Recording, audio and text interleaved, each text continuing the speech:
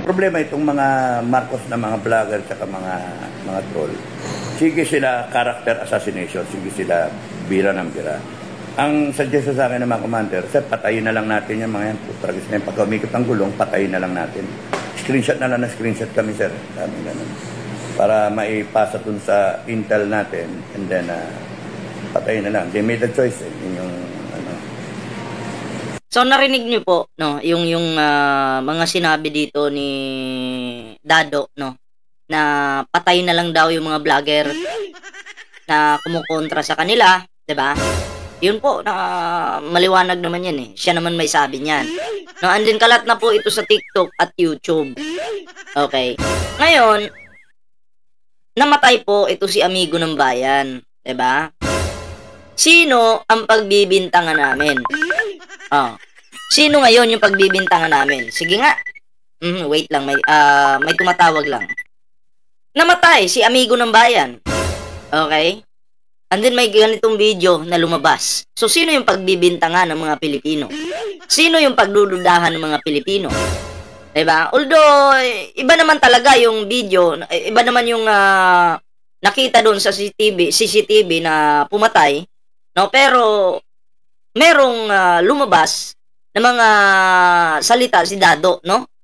Na gusto niyang ipatsogi itong mga vlogger. Kasi posible po na sila yung mag-utos niyan. Hindi mo maiiwasan na yun yung iisipin ng mga Pilipino. 'Di ba? Oo. Namatay si Amigo ng Bayan tapos may ganitong video. Dado, teka lang. Oo. Tanong ko sa'yo, Dado. Tanong ko lang sa'yo. Ha? May tama ka ba sa utak? Ha? Basahin natin yung komento dito, oh. Si Dado may video na pinagbantaan na papatayin lahat ng mga vloggers ni BBM. Search nyo. Duterte supporters yon, dating police or military yon. And then ito pa. Kilala mo ba yung nagsasalita? Naintindihan mo ba? Ayan ha. Yung sinasabi ng kupal na matandang yan. So, sino pagbibintangan namin sa nangyari kay Amigo? Sige, yan, nagbubulag-bulagan kayo sa gawain ng Duterte, mga tukmol. Sa bagay, babagsak naman na mga Duterte. Ayan ha, malapit na. So, yun. Maliwanag po sa akin dito na ito sa akin lang ha. Posible po na itong si Dado may alam dito. Posible rin po na si Dado, no, ay gawin niya or mag-utos na ipapatay itong si Amigo ng Bayan. Kasi ito si Amigo ng Bayan, hindi na po sumusuporta sa mga Duterte. And then, meron din siyang in-expose, no? Patungkol dito sa kay Kati Binag. Diba? Yun po yun. So, merong sinabi si Sara Duterte na pag pinatay ako, sabi ko sa kanya, wag mo siyang titigilan. Napatayin din yung tatlo. So, sino yung inutusan ni Sara Duterte? Sino? Yung assassin. Diba? Pero, kung titingnan natin yung video ni Dado, bukang bibig niya, patayin na lang to. Patayin na lang to. So, posible na ang assassin dito, etong grupo nila Dado. Diba? Dado, pakisagot nga sa tanong ko. Pakisagot nga. Kayo ba yung tinutukoy ni Sara? Sara Duterte? Oo. Eto, himay-himayin po natin yung video dito ni Dado, no? At atin pong isa-isahin, detalye by detalye. Eto na po. Ang problema itong mga Marcos na mga vlogger at mga troll, sige sila character assassination. Sige Teka. sila. Character assassination? Or yung, alam nyo, marami din akong nakikita mga kasama nating vlogger. Hindi naman po character assassination yung ginagawa nila. Nagpupokus po sila doon sa issue. Diba? Ngayon, kung magbabanta kayo, mapipersonal talaga kayo. Kayo yung naunang magbanta eh. Diba? Pero kung nag-focus lang sana kayo sa issue, wala namang problema eh. May pagbabanta na kayo. Alangan namang hayaan namin yun. Diba? Pag kayo yung naninira, putang ina mo ka, Dado. Ha? Pag ikaw yung naninira, kayo yung naninira. Okay? Okay lang sa inyo, masaya kayo. Pero pag kayo na yung binabanatang mga kulangot kayo, nasasaktan kayo. Nag-iiyakan kayo. Ha? Dado? Ang tanda-tanda mo na iyakin kang animal ka. Diba? Bakit ganyan itong si Dado? Bigyan nyo naman ng tissue ito. Nasasaktan pala. Masama pala yung loob nito. Diba? Bakit ganon? Dado, happy kayo pag kayo yung nagbabanta, napapatay ng ganito, mumurahin yung Pangulo. Doon kayo masaya eh, di ba? Pero, pag natututukan kayo, sa mga lumalabas dyan sa bunganga nyo, napupukusan kayo, tinatapi kayo, abay, nasasaktan ng mga demonyo. Nasasaktan yung mga anak ng dilim. Di ko nga alam eh, bakit may pensyon pa to? Pension ba? Dado, may pension ka ba? Ha? Anong tawag doon? Tumatanggap pa ba ito monthly galing sa gobyerno? Dapat tanggalin na eh. Diba? Kasi mismong gobyerno na nagpapalamon sa kanya ay binabanatan niya. Sinisiraan niya, lalong-lalo na ang ating Pangulo. Diba? Ito pa yung sasabihin niya, tuloy natin. Sila bira ng bira. Bira ng bira. Ito ha, pakinggan nyo ha. Mga troll. Sige sila character assassination. Sige sila bira ng bira. Kayo nga araw-araw bumibira eh. Araw-araw yung binababo yung Pangulo. Minumura ninyo, pinifake news ninyo.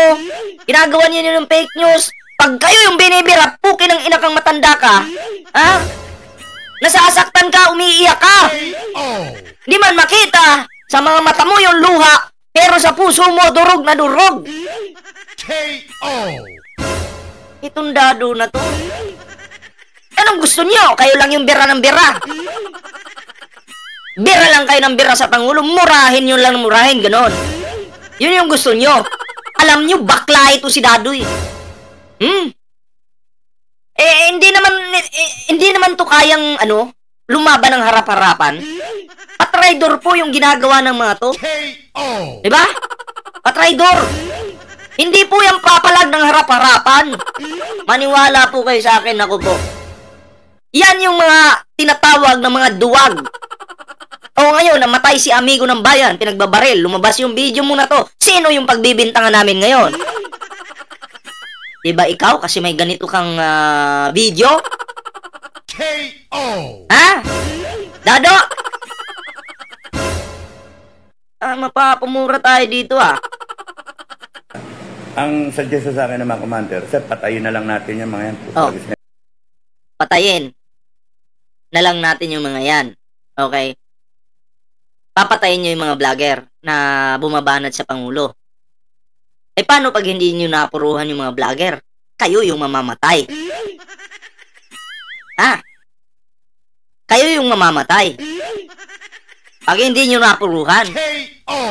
Diba? Itong si Dado, nagkayabangan to eh. Yung mga ganyang words na lumalabas sa bunganga mong bulok, yan mismo yung magpapahamak sa'yo, Dado. Diba? Anong karapatan mong kumitil ng buhay? Diba?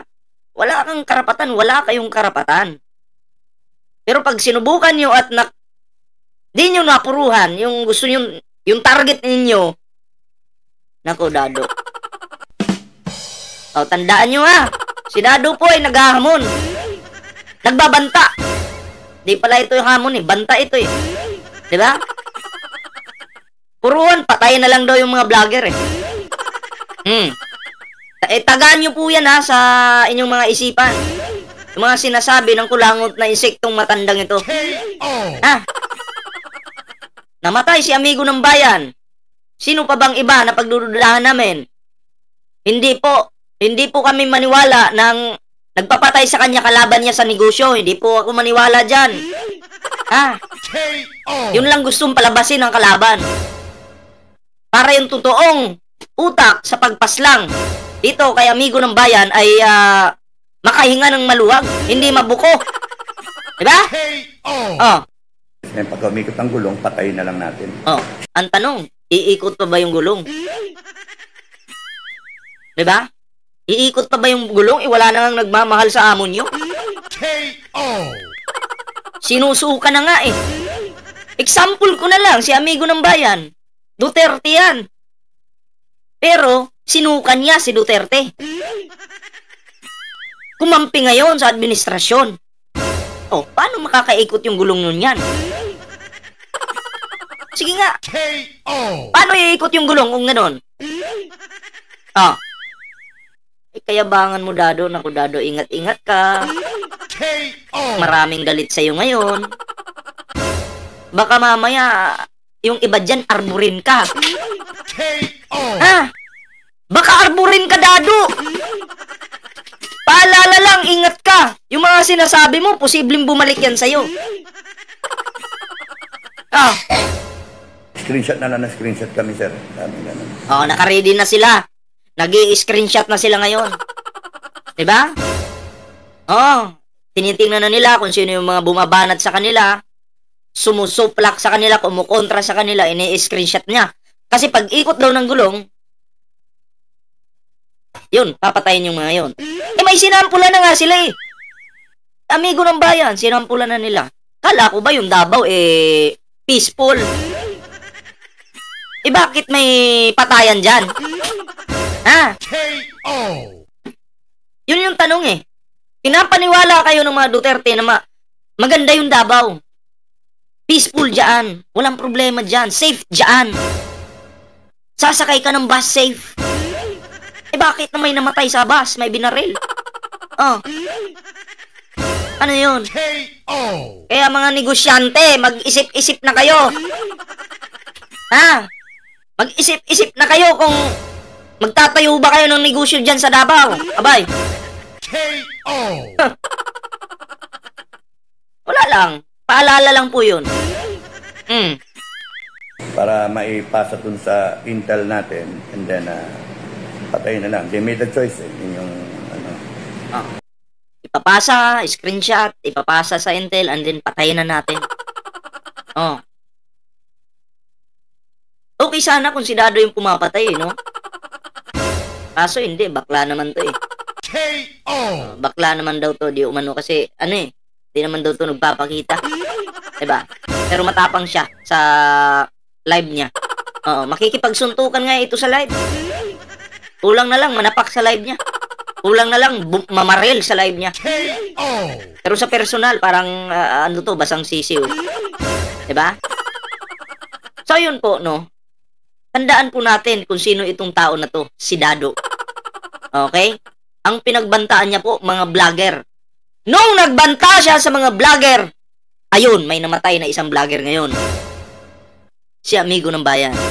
Namatay. Dahil dito sa banta ni Dado. Diba? Kaya sana po, ang ating gobyerno naman, action na naman itong ganitong klaseng mga content creator ko, no? Hindi naman to, content creator ba to? Garbage creator. Dapat actionan to. Diba? Kasuhan ng patong-patong na kaso. Diba? Isipin naman po natin yung mga kailangan maging safe po tayo. Diba? Kahit saan man tayo magpunta, kailangan safe tayo. Kaya kailangan actionan. Putulin yung sungay ng mga taong ganito. Diba?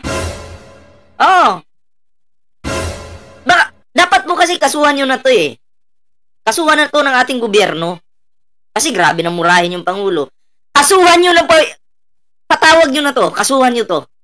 Kasi pag hindi nyo po ito kinasuhan, baka may umarbor dito. Kawawa itong Dado na to. Pag inarbor itong Dado na to, baka, nako, mabuti na yung makulong ka na lang. Huwag ka lang sanang arborin.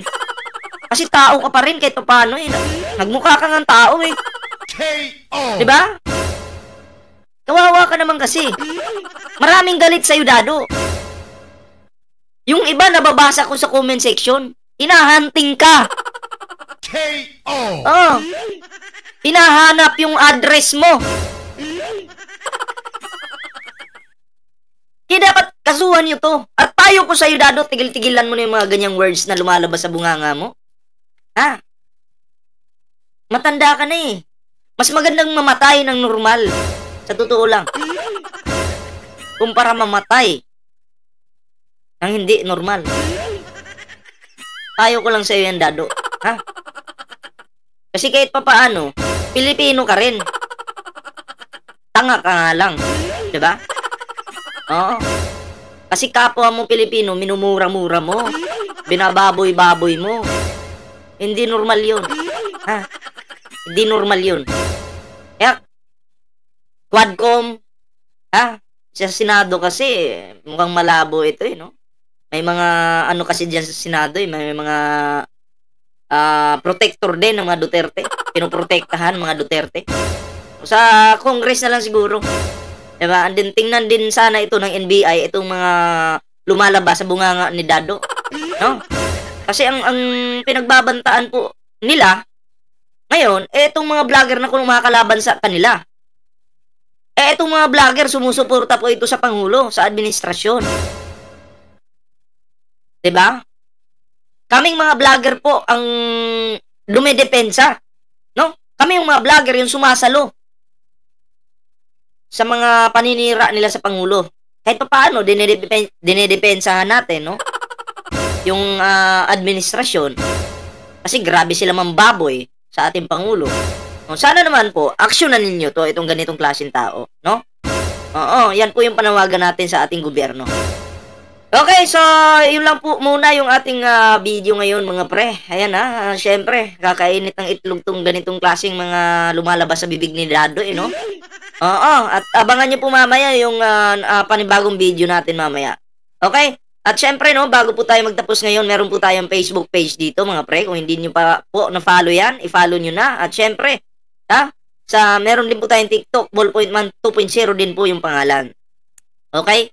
And syempre, mga pre, no, kung hindi ka pa nakasubscribe sa ating YouTube channel ngayon, ayan huwag kalimutan mag-subscribe, ayan i-share ang video na to at mag-like na rin kayo sa ating video ngayon, mga pre. Okay? Kita-kits po tayo mamaya sa panibagong video, no, na ating i-upload mamaya.